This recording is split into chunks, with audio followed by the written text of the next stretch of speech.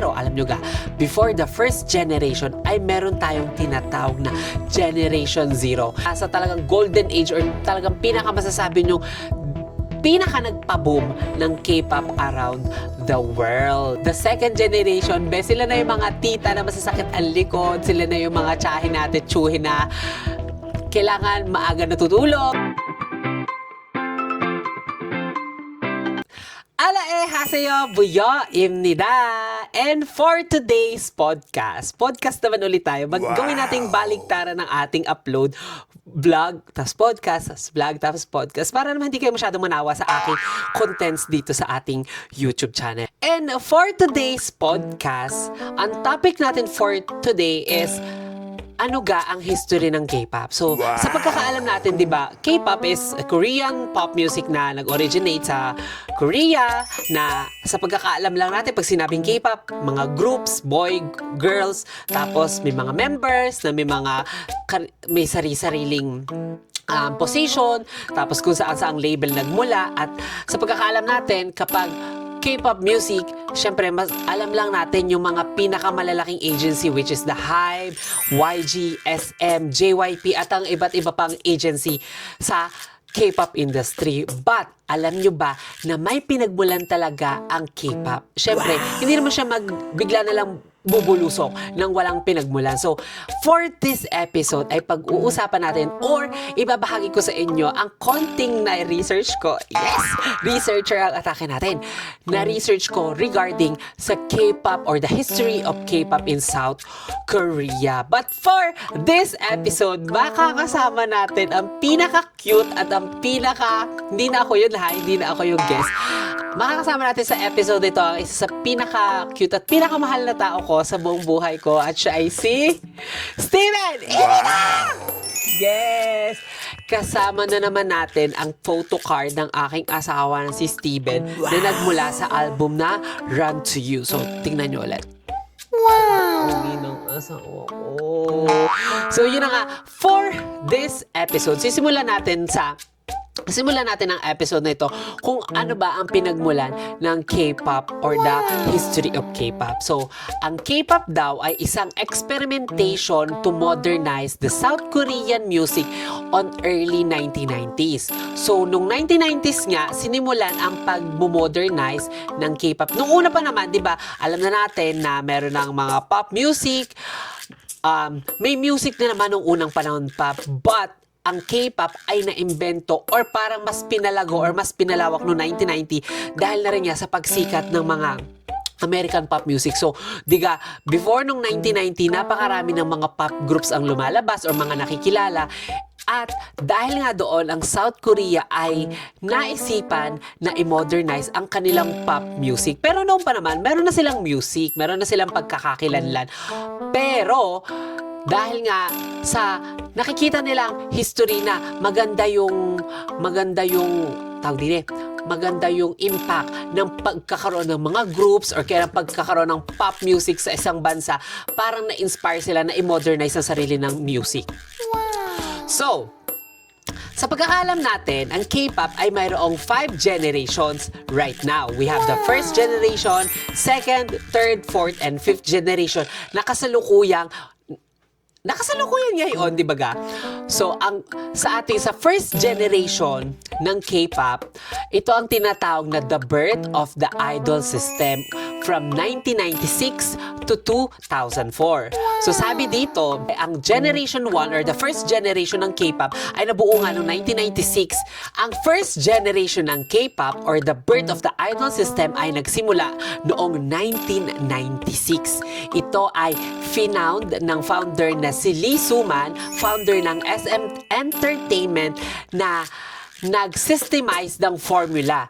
He created the trainee system. So, si Lee Soo-man ang nag-imbento ng pagkakaroon ng trainee system at ang mga training booth na kung alam nyo po, or sa mga ibang hindi nakakaalam, sila yung mga nasa agency na magte-training ng ilang taon, ng buwan, tapos magkakaroon ng evaluation at titingnan kung ready ka na maging idol or ready ka na i-debut on screen or on the music scene.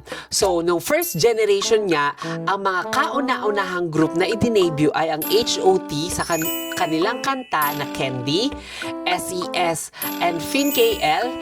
At ang SES ay nag-debut sa kanilang kanta na I Am Your Girl at ang GOD or known as the Nations Group. So sa mga nakakatanda kung sino ang mga HOT at SES, sila yung may kanta ng Hajiman saranghe irake nange chiritutubi. Chares. At ang SES yung may Follow how our dreams come true. Sa second generation naman ng K-pop or ang tinatawag na Golden Age in Hallyu begins, nag-start ang second generation noong 2005 at nag-end noong 2012. Dito, yung training systems was perfected and producing the high-skilled artists. So sa generation 2 nga, or sa second generation ng K-pop, dito, mas lalong na-perfect, mas lalong, alam niyo yon yung parang lalong mas sobrang high-skilled yung mga K-pop artists. Alam mo yung parang sobrang perfectionist, sobrang pulido. Dito na nagsimula ang mga group na Girls' Generation, ang Big Bang, 21, Wonder Girls, at yung talagang, kung makikita nyo naman, yung talagang grabe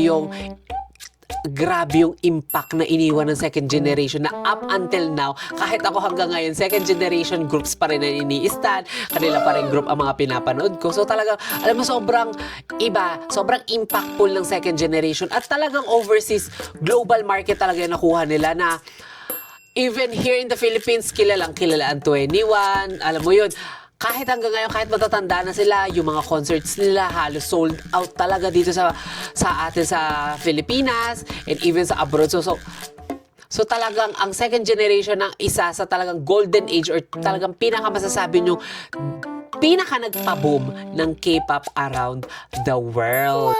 For the third generation naman, or the global explosion and the world building, nagsimula ito noong 2013 hanggang 2018. They didn't just rely on TV. Hindi lang sila sa TV. Kasi ang first generation, more on TV, di ba? More on mga CD cassette. Then ang second generation naman, nag-rely din sa mga album na, doon na sila nagsimula. But the third generation, they used to rely also in YouTube at Twitter. Parang doon talaga, after nila mag-upload ng mga music video, tapos mag-promote doon na nagsimula yung global impact.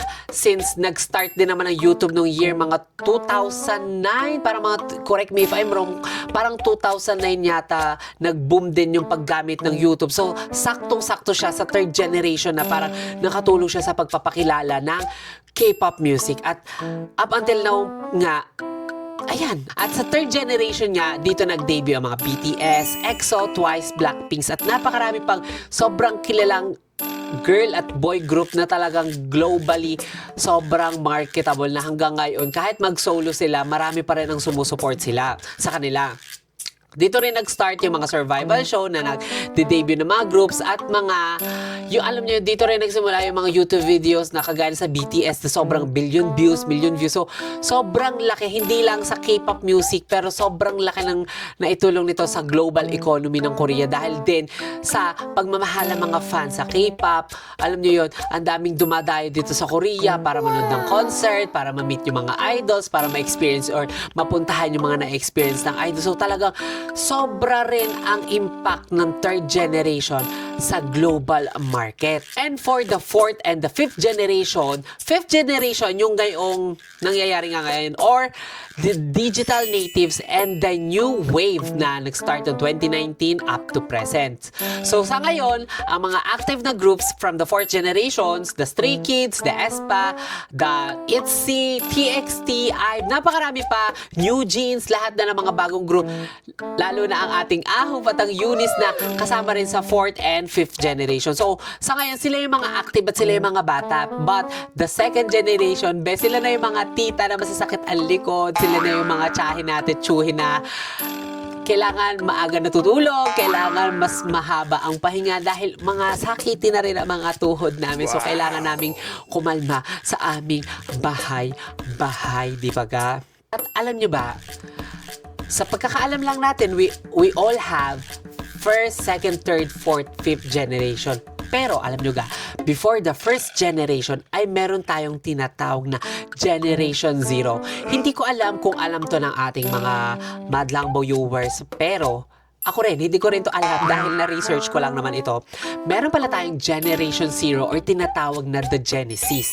At ang mga tao sa likod na ito ay ang kilalang boy group or kilalang K-pop boy group nung panahon nung The Genesis. Yes, mga lumang sila ng kauna-unahan nag-boy group in South Korea at sila ay ang group na So Taiji and Boys. So trivia lamang. So sabi, ang So Taiji and Boys ay nag-debut noong April 11, 1992 sa kanilang kantang Nan Arayo or I Know in English sa Korean Munhwa Broadcasting Culture or the MBC na naririnig natin ngayon. So, sabi, na K-pop is an upbeat pop, dance music, ballad, and incorporate reggae, hip-hop, and salsa.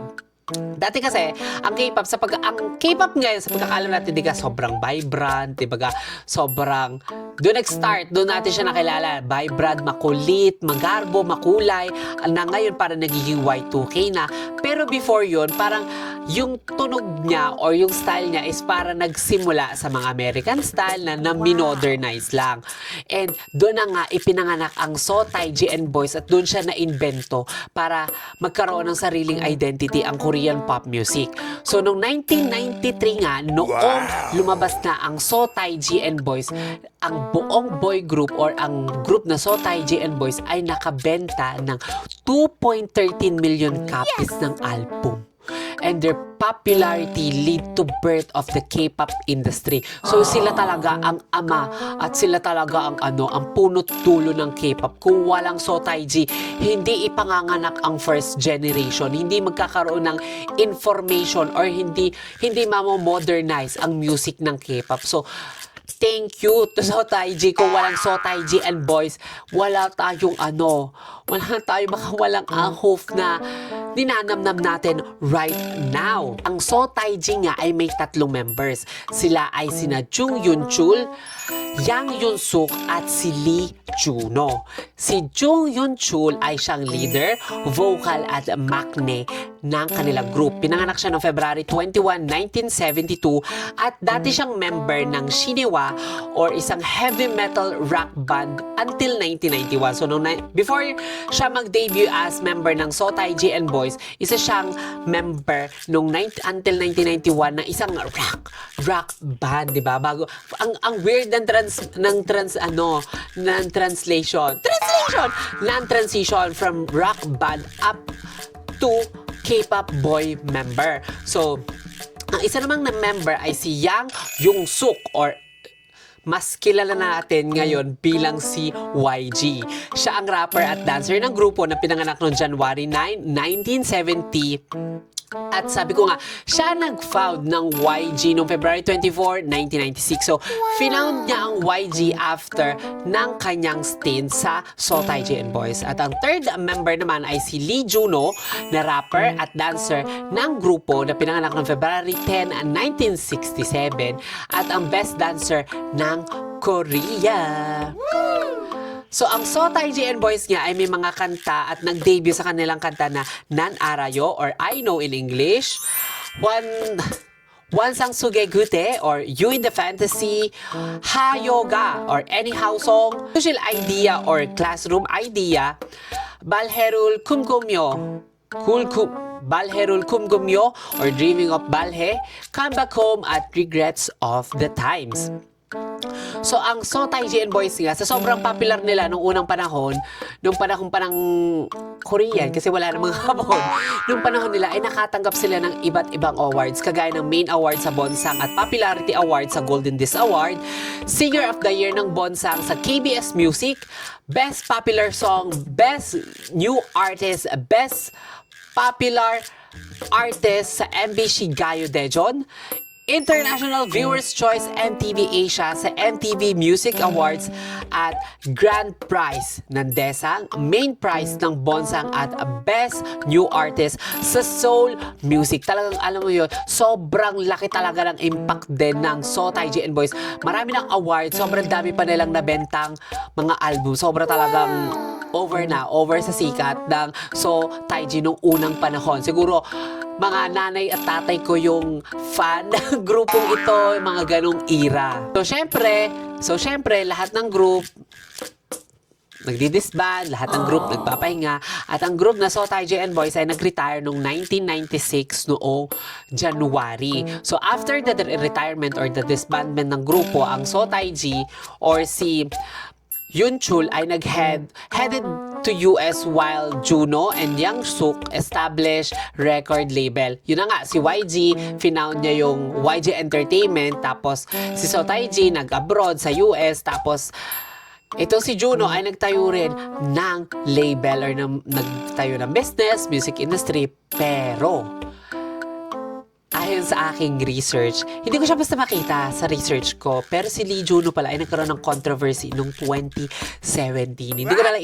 elaborate dito, pero nagkaroon siya ng controversy noong panahong yon, and kailangan niya magpiyansa. So, nagpiyansa naman siya. And, ayun, naging businessman siya. Hindi ko na rin alam kung ano ang nangyari sa kanya.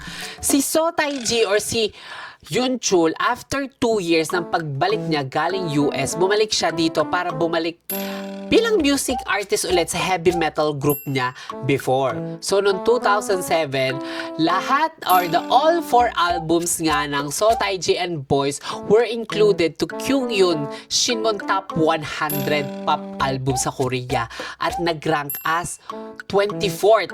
So, syempre, ang tagal ng panahon, 1991 pa sila, naka-rank 24 pa rin sila sa top 100 na music dito sa Korea. So, talagang, alam mo yun, sikat talaga pala ang So Taiji noong unang panahon.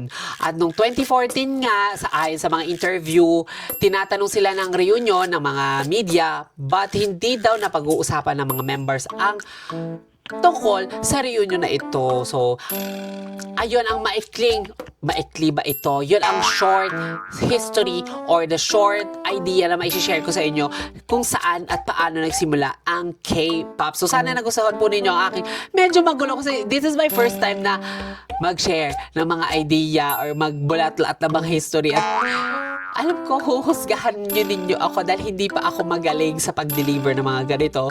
But I'm trying para makapag-share sa inyo ng mga kwento regarding dito kung ano ba ang meron sa Korea na gusto ninyo malaman. So please, comment below kung anong gusto nyong itanong or gusto nating pag-usapan sa ating mga susunod na podcast. And please, don't forget to follow my social media accounts, Buyo Imnida, sa lahat ng social. So, ay lamang po, always be safe, always be healthy, and always be happy.